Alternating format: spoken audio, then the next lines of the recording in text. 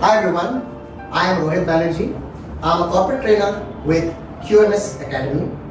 I train on different topics and subjects such as PMP, Prince2, ITIL, CISA and many other professional certification courses and workshops. Today we're going to learn a little bit about PMP. We're going to start with the first process within the PMP, which is 4.1, Develop Project Charter. Now most of you will know that project charter is the initiation document of any project. Think of it like a birth certificate of project that not only legitimizes the project, but it also gives the official authority to the project manager to expend the resources needed for the project. So let's take a closer look at the process. This is known as the process diagram. You will see the inputs on the left hand side, the outputs on the right hand side, and the tools and techniques in the middle. Because this process is done at the initiating process group, we have not a lot of inputs to begin with. Before any project begins, we have the business case, a very important document for any investments justification. We also have the benefits management plan, that is a very important document to measure the success criteria of the project once it is over. Apart from that, we may have agreements, if applicable, with the customers, sometimes even with suppliers or providers as well, which becomes a very important input.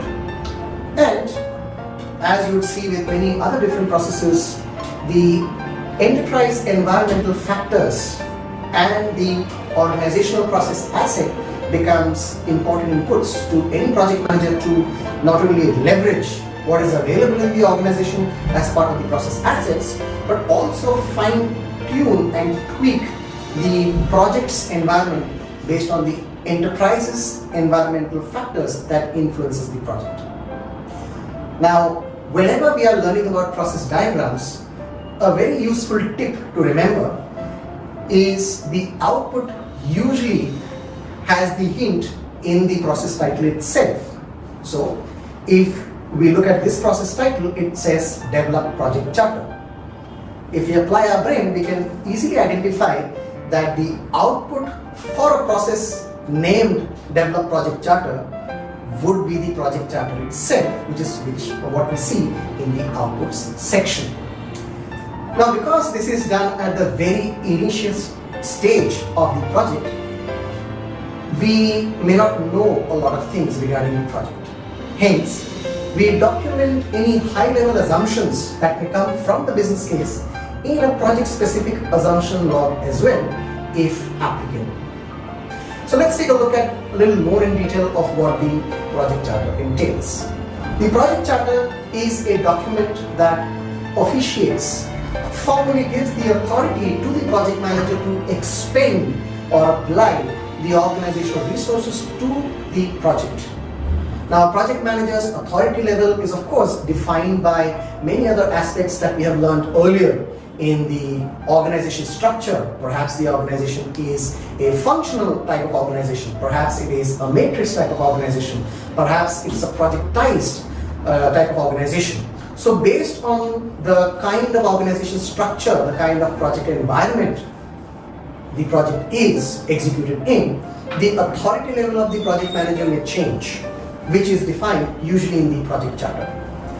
Along with that, the project charter, though it is developed by the project manager, it has to be officiated, signed off, approved or issued by the project sponsor. Now, the project sponsor is an entity who is usually external to the actual project environment. The project sponsor usually comprises of someone who is from the organization's corporate or financial area. It could also sometimes even be the customer who may be external to the project's performing organization. Of course, the work that is being done in an organization either is in the form of operations or is in the form of projects. So any work that is not part of projects or operation obviously is unofficial or unsanctioned or unauthorized. Hence, all the work that is required for project is linked with the project for the ongoing work within the organization.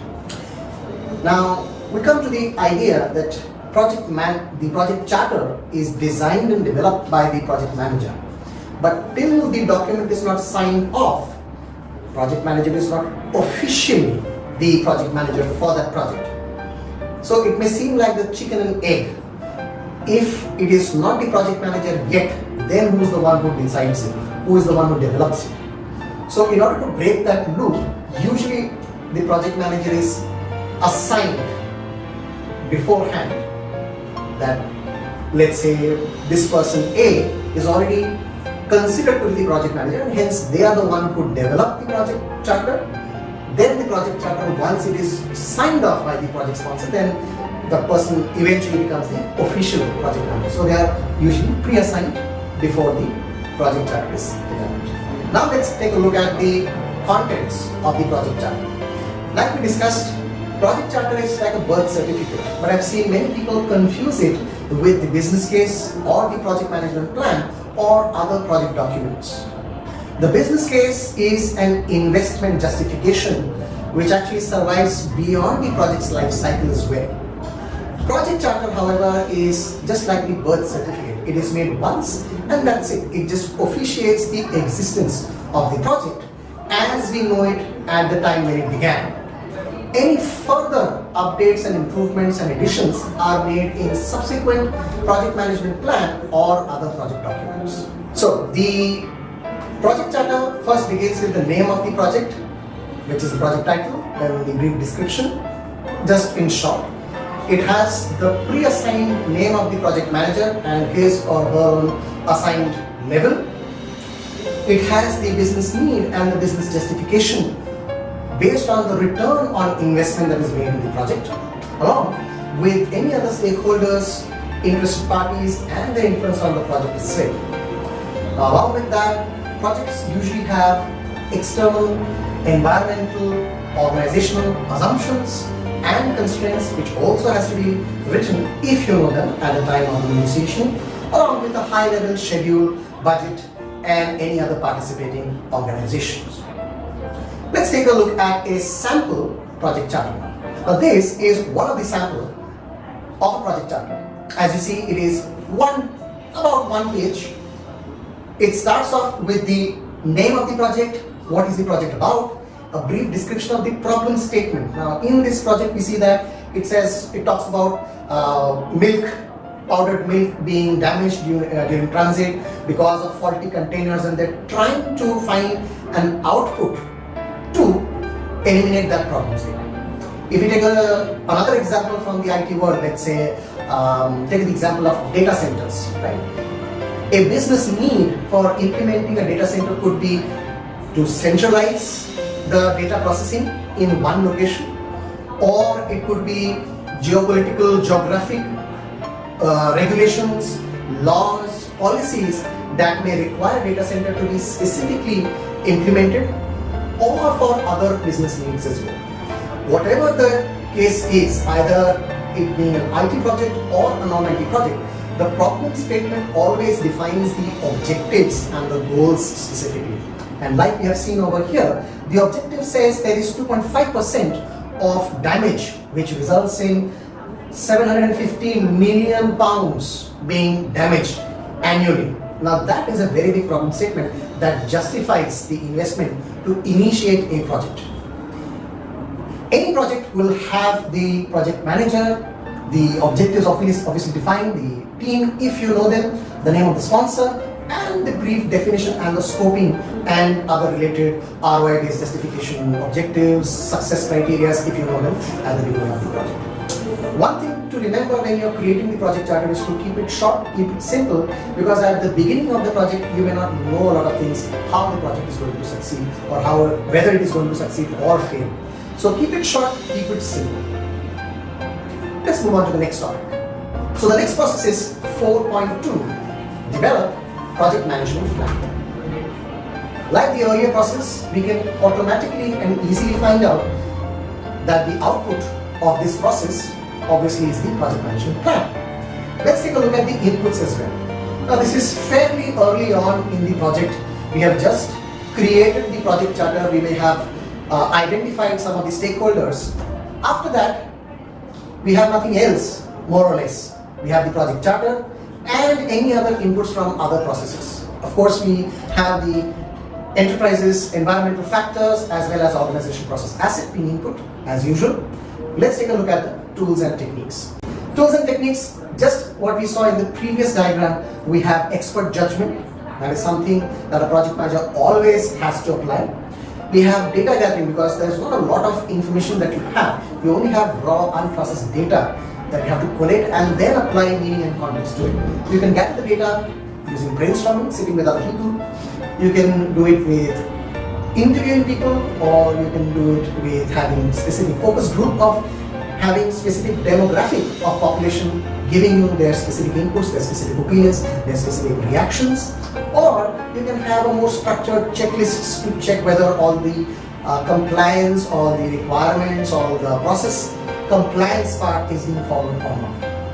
Apart from that, because project managers deal with a lot of people, interpersonal and team skills play a lot of role, especially because there will be a lot of interested parties who may have their own vested interests, so there will be conflict of interest, and because of which project manager has to be proficient in conflict resolution, in facilitating ideas coming in, having people work together, and managing the meetings, ensuring that meeting agendas are set early on and distributed with everyone, arranging for the meeting infrastructures and arrangements, conducting the meeting by ensuring that the agenda is being followed, appropriate time is given, and ensuring everyone has been given a chance to speak, and then of course sending out the minutes of meeting after the meeting is over, and then the meeting being used as a tool itself. Let's take a closer look at how the project management plan looks like. A couple of key features of the project management plan is the fact that project management plan is like a folder document. It contains all the other component level management plan, such as scope management plan, cost management plan, schedule management plan, quality management plan, configuration management plan, change management plan, risk management plan, communication management plan, stakeholder engagement plan, and many other component level management plan together as one whole document. Most important thing to remember is that the project management plan describes how to deal, how to manage with the project. It does not describe what to do within the project. The what part is recorded in other project documents, which we'll see a little while later. The how, which is described in the project management plan, describes or gives more guidance, more recommendation in most of the circumstances or situations. If this happens, then what needs to be done? If that happens, then what needs to be done? So it acts as a guidance, it provides direction. If certain things that you have already pre-planned, if those eventualities do occur, then how to proceed, how to proceed. The what part, what is the scope, what is the schedule, what is the quality metrics, those what records are documented in something else. Now, apart from the component level plans, it also contains the approach towards developing the output of the project as well as the life cycle that we are going to follow. As you know, projects can be done in the traditional approach or in nowadays times very popularly in the agile approach as well. Both would have completely different life cycles, phases, the approach you take towards development, whether you do it iteratively, whether you do it incrementally, whether you do it sequentially, all those things are described in the project management plan.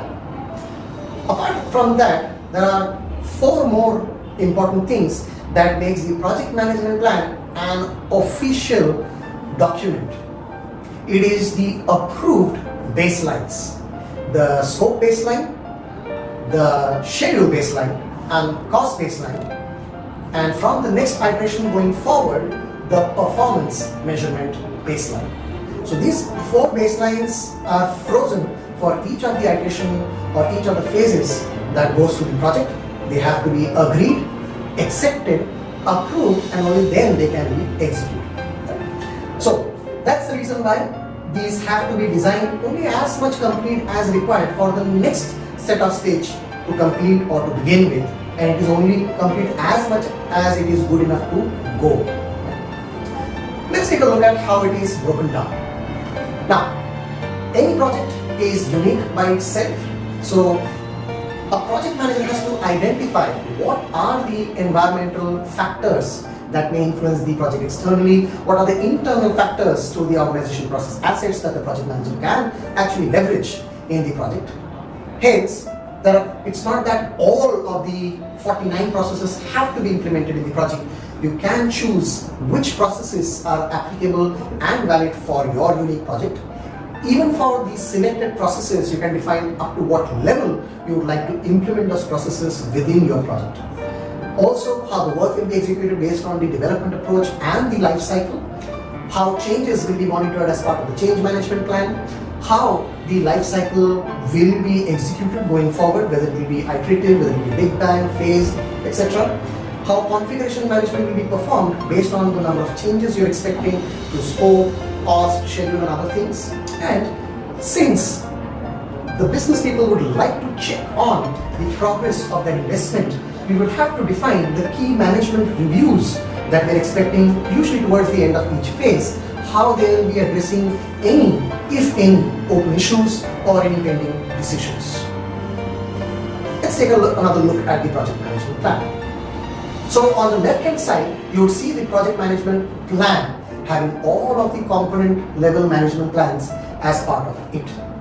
It starts with the scope management plan, requirement management plan, schedule management plan, quality, cost management plan, resource management plan, communication management plan, risk management plan, procurement management plan, stakeholder engagement plan, change management plan, configuration management plan. Then you see the 4 baselines we talked about: the scope baseline, the schedule baseline, the cost baseline, and the performance measurement baseline. And lastly, the project lifecycle description and the development approach. This section talks about the how part of managing project. On the right hand side, you will see the what part of the project management, which is described in the project documents. What are the activities? What are the attributes of the activities? What are the assumptions? What are the basis for estimates? What are the changes that have been recorded? What are the cost estimates? What are the cost forecasts? What are the issues, etc., etc. This is one of the most important thing that novice or junior project managers usually get it wrong. They try to combine all of the what information together with how. The project management plan only comprises on the how, while there are many other project documents that record the what part. We should always keep both of these two aspects separate from each other to have a better and successful project management. That's all for now. Thank you so much.